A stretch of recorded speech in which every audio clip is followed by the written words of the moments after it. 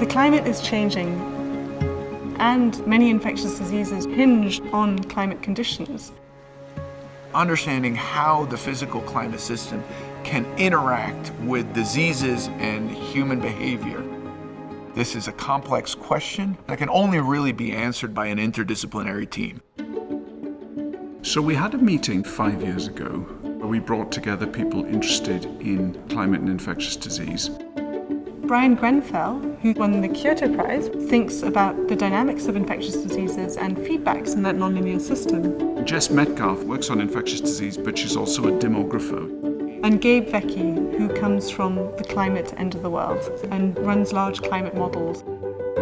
Part of the development of our interdisciplinary work has been to just understand each other's languages.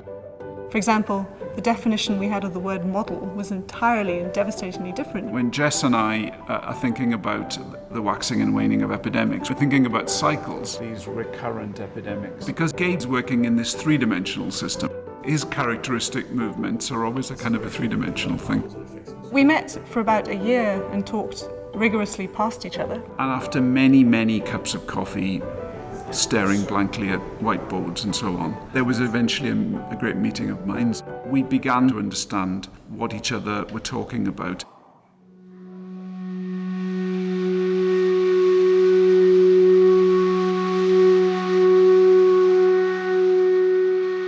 When the COVID-19 pandemic started, teams all around the world working on infectious diseases stepped up to try and grapple with all the information that was available at that time. And Princeton's infectious disease and climate group was certainly part of that effort. We've been looking historically at the impact of climate and population on viral infections like influenza. That put us in a position to try and understand the connection between COVID and climate. Because of the connection between increased humidity and decreased transmission of respiratory diseases, we were expecting to see a decrease in COVID transmission as we went into the spring. And we found that when there is very low levels of background immunity, human behavior, choices that people did to come together or to stay separate had a lot larger of an impact than climate. Ultimately, this research confirmed that there was unlikely to be a lull in summer, and this is very much what we saw. Warming will give you a decrease in malaria and an increase in dengue. Exactly. In addition to trying to understand changes in the average conditions with climate, we're also interested in the potential that extreme events, such as floods or tropical cyclones, can impact disease transmission.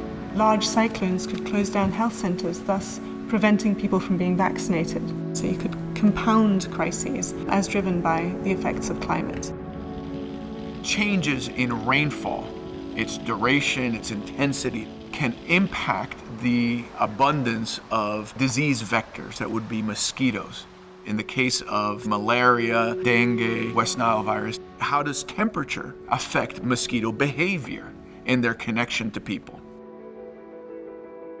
Climate change is important, but also future demography is very important. And that's been a big general lesson that's come out of everything that we've done. The population's big enough. Changes in urbanization, size of cities, patterns of human density, future human migration because of climate might change patterns of infectious disease, which could be quite profound. We can predict the next pandemic, but it will require vast amounts of data and vast amounts of insight to manage this. We really need to be prepared in terms of much better disease surveillance and the idea of a global immunological observatory. We shouldn't take our eye off the ball now.